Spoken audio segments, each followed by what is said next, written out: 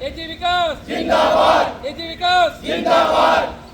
ગુજરાતના આગેવાન અને વિદ્યાર્થી નેતા યુવરાજ સિંઘે તાજેતરમાં યોજેલી પત્રકાર પરિષદમાં આક્ષેપ કર્યો હતો કે ઉર્જા વિભાગ હેઠળ કાર્યરત Gujarat energy transmission corporation GETCO કંપનીમાં પ્લાન્ટ અટેન્ડન્ટ ગ્રેડ 1 કક્ષાની ભરતી પ્રક્રિયા દરમિયાન તાત્કાલિક ઇન્ચાર્જ જનરલ મેનેજર તથા અન્ય વરિષ્ઠ અધિકારીઓએ અખિલ ગુજરાત વિદ્યુત કામદાર સંઘ સાથે કથિત મિલીભગત કરી ગેરરીતિઓ આચરી છે।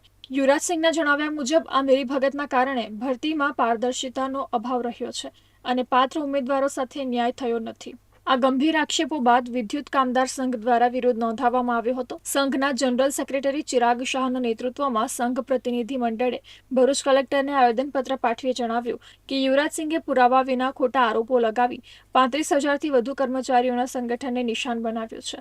આવેદનપત્રમાં જણાવ્યું કે આવા આક્ષેપો માત્ર સંગઠનની છબી ખરાબ કરવા અને બ્લેકમેલિંગનો પ્રયાસ કરવા માટે કરવામાં આવી રહ્યા છે, ત્યારે તેઓ સામે કડક કાર્યવાહીની માંગ કરવામાં આવી છે।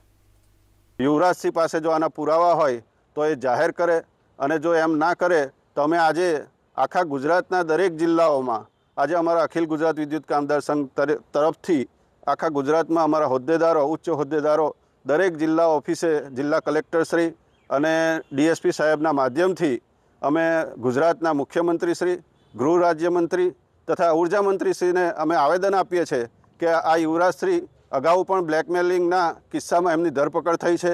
આ બ્લેકમેલિંગના ઈરાદાથી જ અમારું નામ લઈ અને અમને દબાવીને બ્લેકમેલિંગ કરવા માગે છે।